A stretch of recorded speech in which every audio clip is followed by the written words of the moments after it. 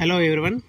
ఈరోజు మనం postal life insurance scheme గురించి అయితే కొన్ని ఇంపార్టెంట్ విషయాలు తెలుసుకుందాము. సో మీ యొక్క ఏజ్ అనేది 25 సంవత్సరాలు ఉన్నప్పుడు కానీ మీరు కానీ ఒక పాలసీ కానీ తీసుకున్నట్లయితే ఆ పాలసీ వాల్యూ అనేది 10 లక్షలు కానీ ఉంటే మీకు మంత్లీకి ఎంత పడుతుంది, అదేవిధంగా మీ యొక్క మెచ్యూరిటీ ఏజ్ ఎంత వస్తుంది, బోనస్ అనేది ఇక్కడ మీకు చూపించిన విధంగా ఈ యొక్క టేబుల్లో క్లియర్గా చూడండి.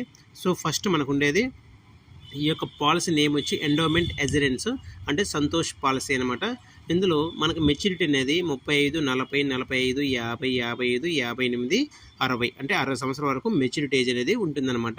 మనం అప్పటిదాకా కట్టాలి. సో ఇందులో మనకి అంటే పర్సన్ కానీ చనిపోయినట్లయితే మనకి full sum assured plus bonus paid to the nominee on death. అంటే డెత్ చనిపోయిన తర్వాత యొక్క నామినీకి అనేది ఫుల్ సమ్మజ్డ్ వస్తుంది. అంటే మనం ఒక 10 లక్షలు పాలసీ వాల్యూ తీసుకున్నట్లయితే ఆ యొక్క 10 లక్షలు ప్లస్ దానికి సంబంధించిన బోనస్ రెండు అనేది నామినీకి అయితే రావడం జరుగుతుంది. సో మనకి ఇందులో ఎలిజిబిలిటీ ఏ ఏజ్ నుంచి అంటే 19 నుంచి 50 సంవత్సరం ఉన్న వాళ్ళు ప్రతి ఒక్కరు అప్లై అయితే చేసుకోవచ్చు. ఇందులో మినిమం మనకు సమ్మజ్డ్ ఇచ్చి అంటే మన పాలసీ వాల్యూ తీసుకునేది మినిమం 20,000 నుంచి మ్యాక్సిమం 50 లక్షల వరకు అయితే మనం పాలసీ వాల్యూ అనేది తీసుకోవచ్చు అనమాట. ఇందులో మీరు పాలసీ కట్టేటప్పుడు కంప్లీట్గా 3 ఇయర్స్ అయిన తర్వాత మీకు మధ్యలో అమౌంట్ కానీ అవసరమైతే 3 సంవత్సరాల తర్వాత మీరు ఒక లోన్ రూపంలో అమౌంట్ తీసుకోవచ్చు. ఆ లోన్ మీరు తిరిగి మళ్ళీ పే చేసుకోవచ్చు అనమాట. ఒకవేళ పే చేయకపోతే మీకు మెచ్యూరిటీ అమౌంట్ వచ్చిన తర్వాత ఆ యొక్క లోన్ ప్లస్ ఇంట్రెస్ట్ అనేది కట్ చేసుకొని రిమైనింగ్ అమౌంట్ అయితే ఇవ్వడం జరుగుతుంది. సో నెక్స్ట్ సరెండర్ అంటే నేను ఇప్పుడు దాకా కట్టుకున్నాను, ఇంక నుంచి నేను కట్టలేను అనే పరిస్థితిలో వచ్చినప్పుడు మాత్రమే మీరు 3 సంవత్సరాలు అయిన తర్వాత మీరు సరెండర్ చేసుకోవచ్చు అనమాట. సపోజ్ మీరు కానీ 5 సంవత్సరాల ముందు కానీ మీరు కానీ మీ యొక్క పాలసీని సరెండర్ కానీ చేసుకున్నట్లయితే మీకు ఎటువంటి బోనస్ అనేది రాదనమాట. 5 సంవత్సరాల పైన కానీ అయితే మీరు ఇప్పటిదా కట్టిన అమౌంట్ ప్లస్ ఈ యొక్క 5 సంవత్సరాలకి బోనస్ అనేది యాడ్ చేసి ఇస్తారనమాట.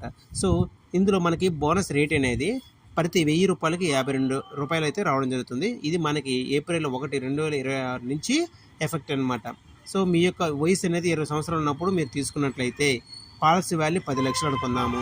బోనస్ పర్ యానం వచ్చి 52,000 అంటే 1000కి 52 అంటే 10 లక్షలకి ఎంత 52,000 అనమాట. సో ఇప్పుడు మీరు కింద చూడండి, first maturity age 35, 40, 45, 50, 55, 58, 60. Next duration అంటే మనం కట్టే పీరియడ్ అనమాట.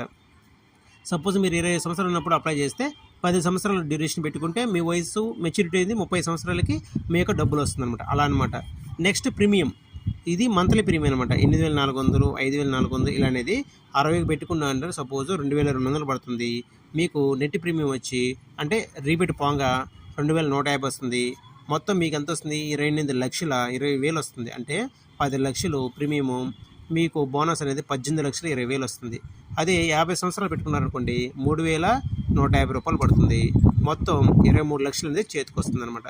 ఈ విధంగా మనము మెచ్యూరిటీ అమౌంట్ తీసుకోవచ్చు. ఇప్పుడు మీకు మెచ్యూరిటీ అమౌంట్ అనేది డైరెక్ట్గా మీ యొక్క ఎస్బీఐ అకౌంట్కి ట్రాన్స్ఫర్ అవుతుంది అనమాట. మీరు మళ్ళీ చెక్ అనేది ఇబ్బంది లేకుండా కూడా వస్తుంది. ఇయర్లీ కానీ కడితే మీ యొక్క పాలసీ అనేది యాక్టివ్లో ఉంటుంది. మీకు ఎటువంటి అమౌంట్ కూడా డిడక్షన్ లేకుండా మొత్తం కంప్లీట్ నామినీకి అయితే రావడం జరుగుతుంది. మీరు అడ్వాన్స్ కట్టడం వల్ల 1 ఇయర్కి ముందే కట్టడం వల్ల మీకు రీబేట్ అనేది ఇంకా ఎక్కువ వస్తుందన్నమాట. మీరు కట్టే అమౌంట్ చాలా తక్కువగా కట్టుకోవచ్చు. సో ఇలాంటి మంచి ఇన్ఫర్మేషన్ వీడియో కోసం మన ఛానల్ అయితే లైక్ చేయండి, షేర్ చేయండి. సో ఇలాంటి నోటిఫికేషన్ మీ దాకా రావాలంటే మన ఛానల్ని సబ్స్క్రైబ్ చేసుకోండి. Thank you friends, thank you for watching this video. This is D Ramesh signing of.